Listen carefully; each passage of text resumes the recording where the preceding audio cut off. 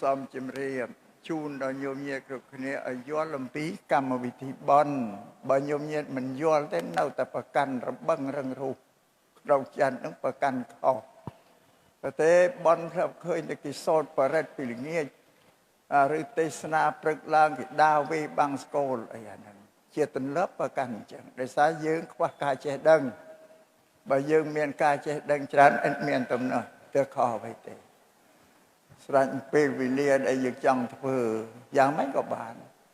បន់នៅលើទឹកចិត្តសទ្ធាជ្រះថ្លាចេតនារបស់ញោមញាតិទេបន់នៅអញ្ចឹងទេដោយញោមញាតិពុទ្ធបរិស័ទខ្លះដែលមិនយល់នឹងទៅចូលបន់លឺអាចារ្យបន់ហោហែហ្នឹងអូសប្បាយចិត្តរីករាយជ្រះថ្លាតាមពិតទៅបន់មិនមែនកើតពីអាចារ្យឲ្យពោលទេកើតពីទឹកចិត្តជ្រះថ្លារបស់ញោមញាតិពុទ្ធបរិស័ទទេជាអ្នកបង្កើតបន់ខ្លួនឯងនឹងសូមឲ្យញោមញាតិចេះមុននឹងទេសនាអធិប្បាយទៅនឹងទេសនាចាស់ព្រោះញោមញាតិណាដែលមិនសូវយល់ទៅលងក្នុងពាក្យបញ្ជោចូលបន់គេឲ្យអូពោហោហែមនឹងយូរទៅស្ដាប់ទៅអត្តន័យនៃការឲ្យពោនោះវាដូចជាធ្លុកកំ pl ែងវាហួសពេកអត់ល្អគ្មានតម្លៃនឹងសំញោមញាតិជាបន់នៅកើតទៅលើយើងទេគេថាចេតនាទិសដៅរបស់ចិត្តហេតុដែលនាំឲ្យកើតបន់មាន3មួយពុព្វចេតនា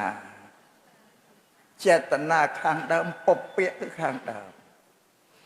ដោយលោកអ្នកម្ចាស់ដើមមកថ្ងៃនេះគ្រាន់តែលោកមានសទ្ធាចេតថ្លាតែចង់ប្រពកម្មវិធីបន់ឆ្លងចែកដីបញ្ចុះអធិធានបានបន់ដែរគ្រាន់នឹកនៅព្រួយដើមបានបន់មកគ្រាបន្ទាប់ទៅទៀតលើកទី2កំពុងតែប្រពកម្មវិធីបន់ចាត់ចែងទីវត្ថុទីយទានអីសពបែបយ៉ាងគៀផតតាហាដល់ព្រះភិក្ខុសង្ឃបានបន់ក្នុងពេលតែបានទី2ទី3កម្មវិធីបន់នឹងប្រព្រឹត្តទៅចប់សពគ្រប់អស់ហើយថ្ងៃណាពេលណាក៏ដោយ100ឆ្នាំទៅមុខអើយតែញោមញាតិនឹកឃើញបន់កាលដែលធ្វើនឹងបានបន់គ្រប់តែខណៈដែលញោមញាតិលើកនឹករលឹកនឹងឯងមិនបានតែថ្ងៃនេះចប់ទៅអត់បានទេអត់តែនឹកឃើញពីកុសលលើបានបន់គ្រប់តែគណៈចន្ទដែលនឹកនឹងព្រះសម្មាសម្ពុទ្ធទ្រង់សម្ដែងទូលមានតែអំពើបាបប្រពុតអត់ឲ្យនឹកទេធ្វើរួចទៅហើយឲ្យផ្អាប់ចោលកុំនឹកបើអំពើកុសលជាល្អឲ្យនឹកឲ្យរលឹកជាប្រកដីក្រិនជាទីពឹងនៅដង្ហើមចំក្រោយរបស់យើងត្រូវរលឹកអំពីអំពើកុសលធ្វើបុណ្យនៅណាជាកុសលធ្វើចិត្តយើងឲ្យរីករាយកាលណាយើងរលឹកក្នុងបុណ្យតាមចុងក្រោយនោះនឹងបង្កើតឃើញនៅនិមិត្ត3នេះមួយកម្មទី2កម្មនិមិត្តទី3កតិនិមិត្តយើងរលឹកពីបុណ្យទៅវាឃើញកម្មនោះឃើញខ្លួនយើងកំពុងតែប្រពកម្មវិធីបុណ្យធ្វើអីមួយណាឃើញតែយើងមើលទូរទស្សន៍អានេះកម្មបណ្ដាលឲ្យយើងឃើញដល់ទី2ឆ្លងផុតបន្តិចនោះទៅឃើញកម្មនិមិត្តឃើញតែផុតអំពើរបស់កម្មតែដែលយើងធ្វើទេអត់ឃើញខ្លួនយើងដែលបាត់ហើយទី3ឆ្លងដល់ទៅកតិនិមិត្តកតិនិមិត្តគឺឃើញផលរបស់កម្មហ្នឹងល្អអាក្រក់អីបញ្ចេញឲ្យយើងឃើញបើយើងនឹកពីកុសលកម្មជាប្រកដីក្នុងចិត្តដែលយើងបានអប់រំចិត្តមកទៅឲ្យចិត្តនឹងអត់ក្រៀករេទេទៅកាន់អកុសលបាបឯណាទេដូច្នេះឃើញផលរបស់កម្មជាងការឃើញជាប្រាសាទជាវិមានជាទេវតាឬជាងការឃើញគេយកក្រែយកយន្តរទេះអីមកទទួលយើងអានឹងកុសលហើយគេមកទទួលយើងទៅកាលណាយើងផុតជីវិតទៅនឹងទៅកាន់សុគតិចុះបើយើងរលឹកពីបាបឃើញតែផលរបស់បាបហ្នឹងឯងឃើញពូជយមបបាលឃើញភ្លើងឃើញខ្ទះដែកឃើញចង្វាក់ខ្នោះគ្នាអីវាមកសំដែងឲ្យយើងឃើញចិត្តយើងចាប់ហ្នឹងឯងចាប់ចិត្តតែអស់ជីវិតដាច់ចោលទៅកាន់ទុគតិមានតែពីរបានព្រះសម្មាសម្ពុទ្ធលោកមិនអោយនឹកទេអំពើអកុសលឲ្យធ្វើឲ្យលុបវាចោលបើកុសលឲ្យនឹករលឹក អានឹងបនបានពីអញ្ចឹងទេសូមឲ្យញោមញាតិជាមិនបានពីគេបើគេនិយល់ច្បាស់លើតែមិនបាច់ចាំអោយទេមិនបាច់ចាំអោយពោគេទេព្រោះបនកើតពីចេតនាទឹកចិត្តរបស់បានគេនឹងសូមឲ្យញោមញាតិជ្រាបចឹងពីលក្ខណៈដែលយើងជាអ្នកពុទ្ធបរិស័ទក្នុងពុទ្ធសាសនានោះនឹងសូមជម្រាបញោមប៉ុណ្ណឹងទៅចោលប៉ុន្តែក្នុងកម្មវិធីបន់ឆ្លងចេតិយបញ្ចុះអធិធាននេះធ្វើដល់អាត្មានឹងត្រូវលើកមកសម្ដែងជូនញោមញាតិពុទ្ធបរិស័ទនិងលោកអ្នកម្ចាស់ដើមបន់ក្នុងឱកាសថ្ងៃនេះគោលធ្វើដែលលើកមកសម្ដែងมันមានអ្វីឆ្ងាយពីជីវិតរបស់មនុស្សទេព្រោះពុទ្ធសាសនាធ្វើដែលព្រះអង្គទ្រង់សម្ដែងហើយមានចំនួន 84000 ធម្មខណ្ឌនោះគឺទាក់ទងទៅនឹងជីវិតមនុស្សរាល់ទាំងអស់អត់មានទាក់ទងនឹងខ្មោចទេអានឹងមួយទី2ធ្វើរបស់ព្រះសម្មាសម្ពុទ្ធសម្ដែងហើយមិនមានការបួងសួងបន់ស្រន់យកអាទិភាពខាងក្រៅដទៃមកជាទីពឹងទេនឹងពុទ្ធសាសនាតែវាមានផលវិបាកសម្រាប់ញោមញាតិពុទ្ធបរិស័ទកើតក្នុងពូជពងវងត្រកូលអ្នកកាន់ពុទ្ធសាសនាតែអត់បានសិក្សារៀនសូត្រអីពុទ្ធវចនៈពាក្យទូលមានព្រិនបដៅរបស់ព្រះសម្មាសម្ពុទ្ធទើបតែសោះពុទ្ធបរិស័ទជ្រះថ្លានឹងពុទ្ធសាសនាគ្រាន់តែ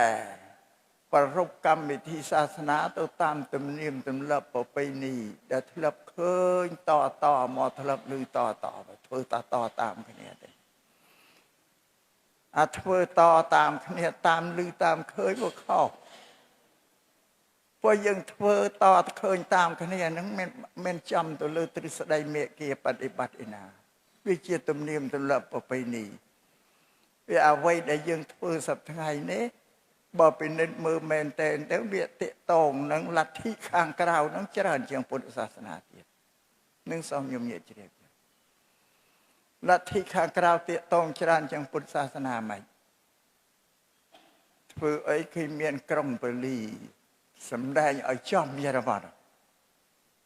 ក្រុងពលីបួងសួងអំពាវនាវសុំឲ្យអាទិភាពខាងក្រៅយកមកជាទីពឹងមានទេវតាប្អិនព្រំអីទាំងអស់សុំឲ្យប្រទានសេចក្តីសុខសេចក្តីជោគជ័យសួស្តីឲ្យដល់យើងពឹងអាទិភាពខាងក្រៅសុំឲ្យមកជួយនឹងមិនពុទ្ធសាសនាទេពីការបួងសួងបន់ស្រន់យកអាទិភាពខាងក្រៅនេះមកជាទីពឹងនេះគឺសាសនាព្រាហ្មណ៍វិពូជរបស់ព្រះសម្មាសម្ពុទ្ធនៅក្រោមឥទ្ធិពលរបស់សាសនាព្រាហ្មណ៍នៅឥណ្ឌាសាព្រាហ្មណ៍ទាំងអស់សាសនាព្រាហ្មណ៍កើតមុនពុទ្ធសាសនាព្រះសមណគោតមយើងនេះ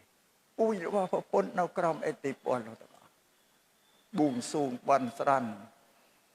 បកព្រះអតិទេពនឹងឲ្យទានពោសាសាទុកាជ័យជោគជ័យទាំងអស់ជំនឿថាអញ្ចឹងដល់ព្រះសម្មាសម្ពុទ្ធជាបរមគ្រូព្រះអង្គត្រាស់ដឹងឡើងព្រះអង្គមានបញ្ញាញាណយល់ដឹងសេចក្តីពិត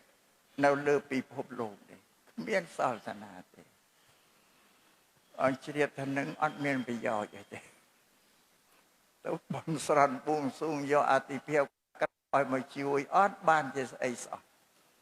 ព្រះអង្គមើលត្រួតមើលជីវិតរបស់មនុស្សលោកទាំងអស់នៅលើផែនដី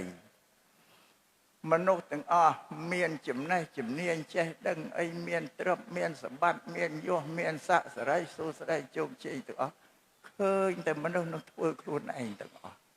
អត់មាននរណាអោយទេជាសេចក្តីពិតឃើញតែមនុស្សនឹងធ្វើការដោយកាយដោយវាចាចិត្តផុសខ្លួនតែប៉ុណ្ណឹងឯងអ្វីដែលសម្រេចដល់ជីវិតរបស់មនុស្សសិរីសួស្តីជោគជ័យទាំងអស់ម្ល៉េះហើយក្នុងពុទ្ធសាសនានេះព្រះអង្គច្រានចោលឲ្យជំនឿដែលគ្មានហេតុផលពីមុនមកនោះជំនឿនៅក្នុងប្រពៃណីពុទ្ធពូជលោកនៅក្រោមឥទ្ធិពលទាំងអស់នេះសំបញ្ញសេចក្តីបញ្ជាក់ចឹង លោកច្រាស់ចោលតែរឿងក៏អត់ពេចរឿងដែលពេចគឺមនុស្សត្រូវតែធ្វើការបានមនុស្សនឹងមានត្រឹមមានសម្បត្តិញ៉ាំងជីវិតឲ្យខ្លួនមានសេរីសួស្តីជោគជ័យឲ្យទាំងអស់បានហ្នឹងព្រោះតែខ្លួនធ្វើការដោយកាយវាចាចិត្តអញ្ញោមញាតជ្រាបហើយថាពុទ្ធសាសនាហ្នឹងលោកនិយាយអំពីការងារដែលធ្វើដោយកាយវាចាចិត្តទេជារឿងដែលឲ្យផលដល់មនុស្សប៉ុន្តែវាមានផលវិបាកមួយទៅទៀតនិយាយភាសាបាលីខ្មែរអត់បានប្រែមកអត់ដឹងទេញោមធ្លាប់ឮទេគេថាកាយកម្មវិច័យកម្មមโนកម្មបាលីហើយកាយកម្មគឺការងារអំពើដែលយើងធ្វើកាយៈគឺរូបរាងកាយយើងណែអវយវៈយើងត្រូវតែធ្វើការដោយកាយហ្នឹងទី2វិច័យកម្មត្រូវធ្វើការដោយសម្ដីប្រស្រ័យទាក់ទងគ្នាវិសាសៈស្រិតស្នាលសាកសួរគ្នាផ្ដល់យោបល់សេចក្តីអាក្រក់ល្អឲ្យដល់គ្នាពញ្ញន់ហ្នឹងទី3មโนកម្មគឺមโนគឺចិត្តហ្នឹងត្រេះរិះក៏រោគហេតុរោគផលល្អអាក្រក់យល់សោកទុក្ខក្នុងពេលអតីតអនាគតបច្ចុប្បន្នមានតែប៉ុណ្្នឹងឯងពុទ្ធសាសនាមានតែប៉ុណ្្នឹងឯងបំព្រួយមកនៅតិចបំផុតស្រួលងាយបដិបត្តិទៀតប៉ុន្តែដល់យើងមិនយល់បានសិក្សារៀនពុទ្ធសាសនាវិផលវិបាកសម្រាប់ខ្មែរយើងទៀតប្រទេសខ្មែរយើងនេះកាន់សាសនាព្រាហ្មណ៍មុនពុទ្ធសាសនាហ្នឹងទៅទៀតញោមអ្នកសិក្សារៀនសូត្រយល់ហើយឧបាសិកាអីសតនិរៀនសិក្សាពីក្មេងហើយយល់ហើយបងមើលប្រាសាទទាំងអស់នៅលើទឹកដីខ្មែរប្រាសាទគេឧទ្ទិសទៅសាសនាព្រាហ្មណ៍តាប្រាសាទបាយ័នកោវត្តកោធំអីទាំងអស់នៅទឹកដីគេឧទ្ទិសចំពោះសាសនាព្រាហ្មណ៍ទេប៉ុន្តែថ្ងៃក្រោយមកសាសនាព្រាហ្មណ៍សាបរលាបបាត់បង់អស់ទៅសួរតើសាសនាព្រាហ្មណ៍ហេតុអ្វីបានជាសាបរលាបបាត់បង់អស់នោះថាដោយសារបញ្ញវន្តបណ្ឌិតដូនតាយើងលោកសិក្សាសាសនាសកលលោកសិក្សាសាសនាពុទ្ធផងសាសនាព្រាហ្មណ៍ផងរកហេតុផលធៀបគ្នាសាសនាណាដែលមានពាក្យទូលមានព្រិនបដៅនឹងត្រឹមត្រូវហ្នឹងដល់សាសនាព្រាហ្មណ៍លោកសិក្សាទៅមិនឃើញមានហេតុផលអ្វីដែលត្រឹមត្រូវគួរឲ្យជឿបានទេសិក្សាទៅវាគ្រាន់តែជាជំនឿដឹកនាំមនុស្សឲ្យជឿប៉ុណ្ណឹងទេហើយឲ្យមនុស្សផ្ដេកជោគវាសនាទៅលើព្រះអតិទេពទាំងអស់ព្រះអតិទេពជាអ្នកប្រគល់សេចក្តីសុខជោគជ័យសួស្តីឲ្យហ្នឹងយ៉ាងដល់លោកសិក្សាពីពុទ្ធសាសនាឃើញថាពុទ្ធសាសនាជាសាសនាដែលមានហេតុផលច្បាស់លាស់ពុទ្ធសាសនានិយាយពីកម្មផលនិយាយពីការងារនិយាយពីទូកម្មហ្នឹងឯងមនុស្សត្រូវតែធ្វើការបើមិនធ្វើការគ្មានចំណេះចេះដឹងគ្មានទ្រព្យគ្មានសម្បត្តិគ្មានអីទាំងអស់ដែលកើតឡើងសម្រាប់មនុស្សនោះអានឹងជាសេចក្តីពិតបើញោមញាតមានបញ្ញាត្រេះរិះទៅស្ដាប់ធម៌ទេសនាទៅជែកអត់បានទៅទទួលស្គាល់ថាអញ្ចឹងមែនមនុស្សរស់រៀនមានជីវិតមានទ្រព្យមានសម្បត្តិមានយសមានស័ក្តិមានបញ្ញាអីទាំងអស់កើតតែពីកាយវាចាចិត្តរបស់នឹងជាសេចក្តីពិតបានខ្លឹមសាររបស់ពុទ្ធសាសនាទី1ព្រះសម្មាសម្ពុទ្ធទៅជួបនឹងបរិស័ទលោកបញ្យល់ពីហេតុផលឯកម្មផលនឹងឯមុនគេណាហេតុផលទី2ប្រាប់សេចក្តីពិតដល់មនុស្សថាអ្វីជាសេរីសួស្តីសេចក្តីសុខគឺកើតតែពីការងារដែលយើងធ្វើនឹងឯងនោះសេចក្តីពិតបានទី3លោកប្រាប់ពីអំពើអាក្រក់និងអំពើល្អប្រាប់ពីផលនៃសេចក្តីអាក្រក់ល្អនោះបានព្រះអង្គលោកឲ្យយើងនឹងលះបង់សេចក្តីអាក្រក់ដោយកាយវាចាចិត្តចេញមានតែប៉ុណ្្នឹងឯងឲ្យប្រព្រឹត្តសេចក្តីល្អដោយកាយវាចាចិត្តឡើងទី3 ទី4ឲ្យបំបត្តិមិច្ឆាទិដ្ឋិការយល់ខុសការដែលយល់វាមិនត្រឹមត្រូវតាមសេចក្តីពិតហ្នឹងអានឹងគ្រោះថ្នាក់ធំបំផុតអមិច្ឆាទិដ្ឋិដែលយល់មិន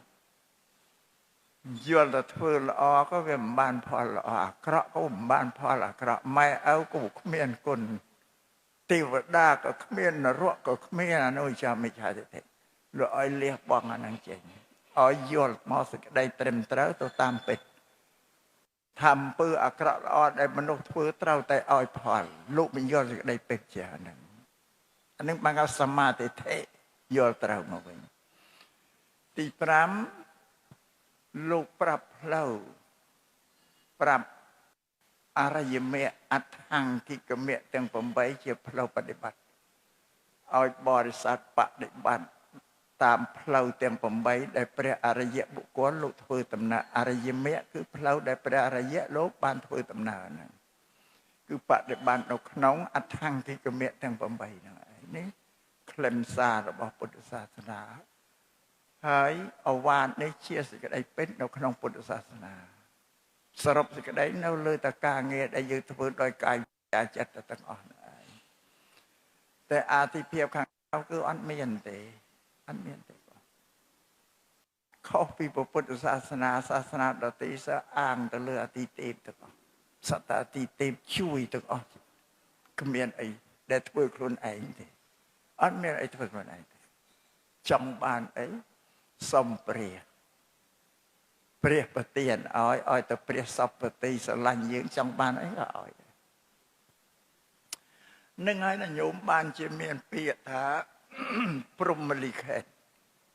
យើងនិយាយព្រហ្មលិខិតឬខ្លះថាទេវតាចាមកឲ្យព្រហ្មលិខិតថាព្រះព្រហ្មនឹងជាអ្នកសរសេរជាបិតានិងជាឪពុកនៃសត្វលោកចាជោគវាសនាឲ្យមកមនុស្សអ្នកណាមួយមានក្រមានយសមានស័ក្តិមានទ្រព្យសម្បត្តិជាសេដ្ឋីកបអីគឺព្រះព្រហ្មនឹងចាមកឲ្យប្រវត្តិរូបរបស់មនុស្សម្នាក់ហ្នឹងគេថាអញ្ចឹងជឿថាអញ្ចឹងតែព្រះសម្មាសម្ពុទ្ធអត់ទទួលយកទេព្រោះវាគ្មានហេតុផលអីវាគាត់ឲ្យជឿបានព្រះអង្គច្រានចោលរឿងព្រហ្មលិខិតទេវតាចាឲ្យមិនទទួលយកទេព្រះអង្គប្រើពាក្យក្នុងពុទ្ធសាសនាថាកម្មលិខិតកម្មលិខិតគឺការងារអំពើដែលយើងធ្វើនឹងឯងបល័យកម្មប្រែជាខ្មែរថាអំពើដែលយើងធ្វើដែលកត់ត្រាសម្គាល់ជោគវាសនារបស់យើងឲ្យយើងទៅអ្វីមួយគឺយើងធ្វើខ្លួនយើងទេអានឹងបានប្រកាសជាក់ស្ដែងអត់ទៅជែកបានទេថាអំពើដែលខ្លួនធ្វើទេដែលកត់សម្គាល់ឲ្យខ្លួនទៅជានេះទៅជានោះអីហ្នឹងគឺខ្លួនឯងបដិសេធអតិទេពឧទាហរណ៍ញោមក៏ធ្លាប់រៀនដែរពីក្មេងឲ្យកូនចៅរៀនតទៅទៀតគេរៀនតាំងពីថ្នាក់ទី1ដល់ថ្នាក់ទី12ប្រឡងវិទ្យាល័យចប់ដល់ចូលរៀនសាកលវិទ្យាល័យមហាវិទ្យាល័យត្រូវចាប់យកជំនាញហើយបុគ្គលគេស្រឡាញ់ជំនាញអីស្រឡាញ់ពេទ្យគេទៅរៀនខាងពេទ្យស្រឡាញ់ច្បាប់គេទៅរៀនច្បាប់ស្រឡាញ់ខាងគ្រប់គ្រងទីផ្សារទៅនេះគេអតិថិជនគេទៅរៀនការដែលគេសម្រេចអានោះគេសម្រេចជោគវាសនាខ្លួនគេហ្នឹងគេចង់ធ្វើអីគេទៅរៀនជំនាញហ្នឹងអាហ្នឹងឲ្យសម្រេចជោគវាសនាញោមមើលមិនមែនអាណាមកសម្រេចឲ្យពុទ្ធថាទេមនុស្សតែសម្រេចជោគវាសនាខ្លួនឯងមានណាសម្រេចទេគេថាលោកលើកឧទាហរណ៍មកយើងទៅជែកអត់បានទេលោកបញ្យល់ហេតុផលទៅជែកអត់បានទេបើថាព្រះឲ្យមើលអត់ឃើញទេព្រោះគ្រាន់តែជំនឿអត់ហេតុផលដូចគ្រប់សាសនាទាំងអស់មេសាសនាមានពុទ្ធសាសនាទេដែលពុទ្ធជាមនុស្សប្រកាសសាសនាផ្ទាល់ខ្លួនព្រះអង្គសាសនាដទៃទីសត្វទេវតាតែញោមណាតែមានសាវកហ្នឹងអ្នកទទួលពរដល់ព្រះយកមកប្រាប់ដល់មនុស្ស វាមានតំណតែព្រះអត់ដែលឃើញទេឃើញតែសាវកនៅឯនាំពាក្យមកប្រាប់តែពុទ្ធសាសនាព្រះអង្គសម្ដែងប្រាប់ដោយផ្ទាល់តែមកសម្ដែងផ្ទាល់ដោយព្រះអង្គមកវាខុសគេទៅទៀតដោយសាសនាដទៃ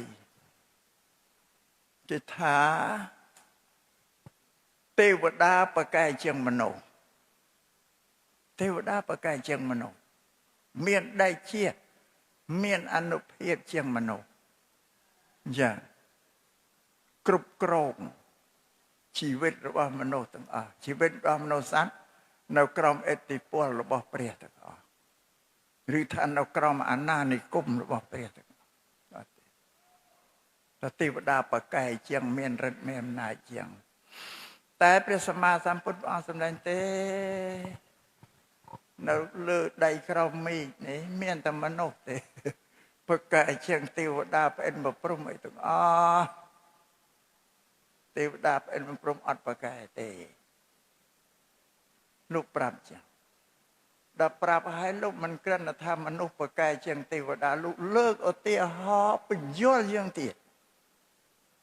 ថាបើមិនមានមនុស្សធ្វើល្អទេ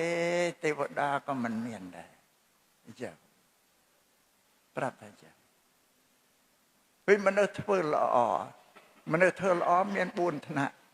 4ថ្នាក់មនុស្សទី1ធ្វើល្អទី1ញោមញាតដែលជ្រះថ្លាមានសទ្ធាជ្រះថ្លាក្នុងការធ្វើទានធ្វើសិលអានេះគេហៅថាចិត្តរបស់ញោមស្អាតហើយហៅកម្មាវិជ្ជកុសលចិត្តទី1ចិត្តជាកុសលប៉ុន្តែវាជាប់ជំពាក់នឹងកាមគុណ5រូបសម្លេងក្លិនរសសម្ផស្ស5នេះគឺជីវិតរបស់មនុស្សលោកគឺនៅក្រោមឥទ្ធិពលអលះវាមិនដាច់ទេលះមិនបានទេតែចិត្តជាកុសលជ្រះថ្លាធ្វើទានធ្វើសិលពួកក្រុមទី1នេះដល់អស់អាយុទៅកើតក្នុងឋានសួគ៌ខាងទេវតា6ជាន់ទេវតាក្នុងឋានសួគ៌6ជាន់លោកជាប់ជំពាក់នឹងកម្មគុណដូចយើងដែររូបសម្លេងក្លិនរសដូចយើងដែរមកពីផលកាលនៅមនុស្សវាជាប់ក្នុងកម្មគុណហ្នឹងតែលោកមានទានមានសិលបានទេវតាទៅកើតមានសិល5ពីកំណើតយ៉ាងណាមកអានិសង្សនៅអត់ប្របាក់ស្មាទានពីប្រសងដូចយើងទេកើតឡើងគឺ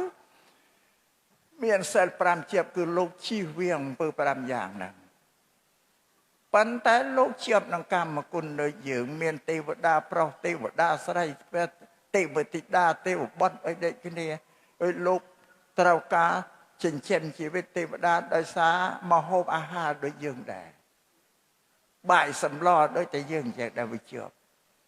ប៉ុន្តែក្រិនអវ័យជារបស់ទេវតាហ្នឹងវាជាទឹកទាំងអស់ព្រោះអត់មានចង្ក្រានមានឆ្នាំងមានអីទេ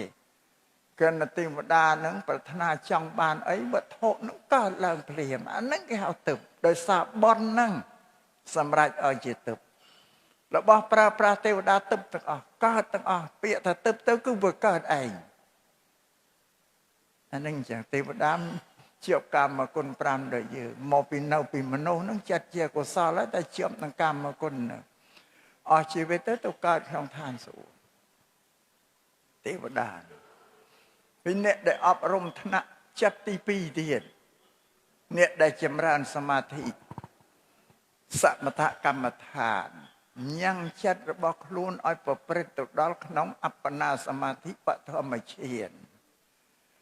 ចិត្តនឹងដករួចចេញពីកិលេស5ដែលគ្រប់គ្រងនោះពីមុនមកចិត្តរបស់យើងធម្មតានៅក្រោមឥទ្ធិពលរបស់កិលេស5នឹងវាក្រោបចិត្តជាអត់រើខ្លួនរួចទេ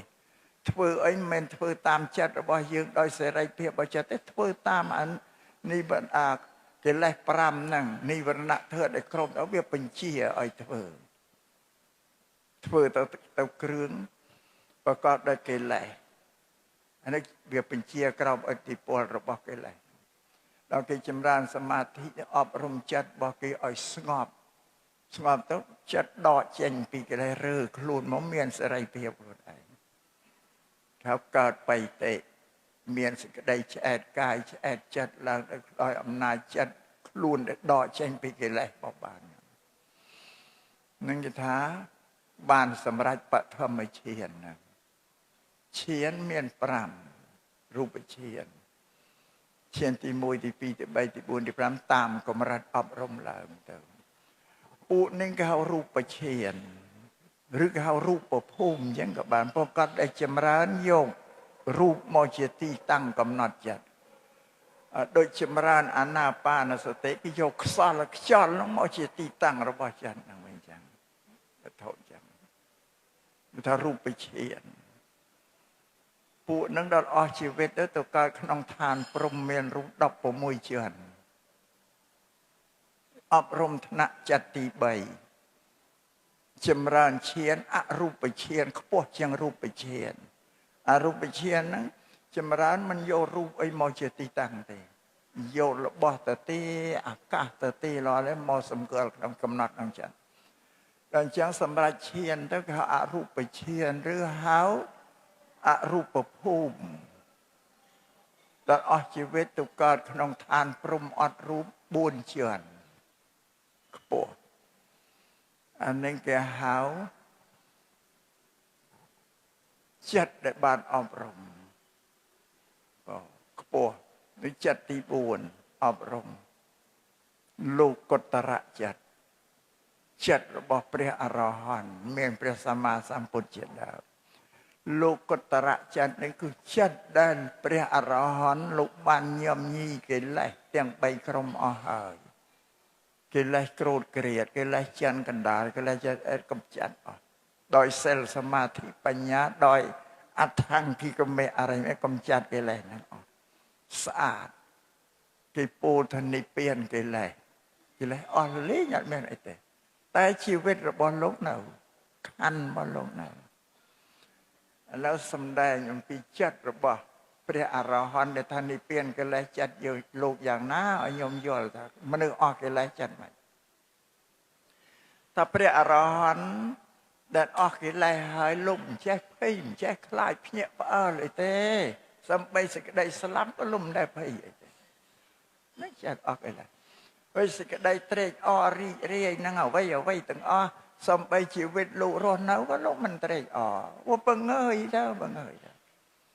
សេចក្តីភ័យខ្លាចដល់មនុស្សទាំងឡាយនឹងសេចក្តីត្រេកអររីករាយព្រោះកិលេសនឹងឯងអ្នកញ៉ាំងឲ្យកើតសេចក្តីភ័យខ្លាចឲ្យត្រេកអរ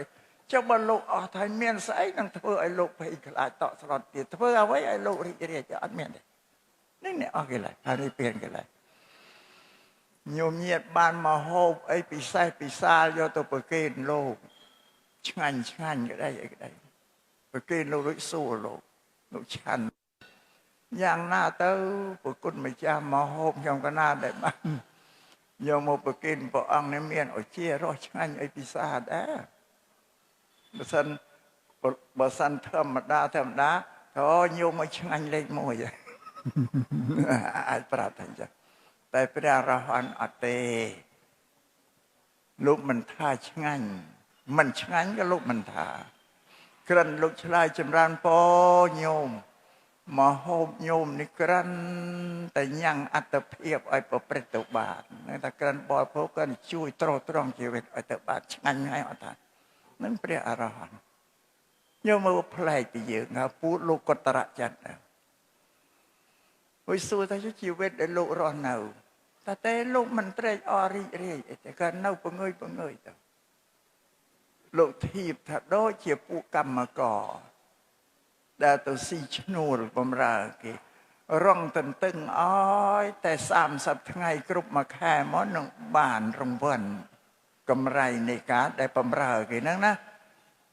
យ៉ាងណាព្រះអរហន្តលោករងចាំតែថ្ងៃបរិនិព្វានមកដល់លោកនឹងបានចេញចាកសង្សារទុក្ខនេះទៅកាន់ព្រះនិព្វានបានផុតជាតិផុតអីទុក្ខទាំងអស់រងចាំអញ្ចឹងញោមញាតគិតមើលទេវតាក្តីព្រំមានរូបព្រំអត់រូបក្តីទៅព្រះនិព្វានក្តីមានអ្នកណាខុសពីមនុស្សអត់មានពុទ្ធអត់ឲ្យតម្លៃទេទេវតាឲ្យតម្លៃតែមនុស្សហ្នឹងមិនថាបើគ្មានមនុស្សធ្វើល្អទេវតាក៏គ្មានលោកបញ្យល់លើកហេតុបញ្យល់ហេតុដែលឲ្យទៅជាទេវតាមកពីស្អីព្រំ មានរូបអត់រូបព្រះអរហន្តទៅតែពីមនុស្សទាំងអស់ទៅតែពីកម្មគឺការងារដែលគេធ្វើហ្នឹងឯងផលដែលគេធ្វើហ្នឹងឯងអត់មានទៅពីស្អីទេអាហ្នឹងអញ្ចឹងនេះសម្រាប់ពុទ្ធសាសនា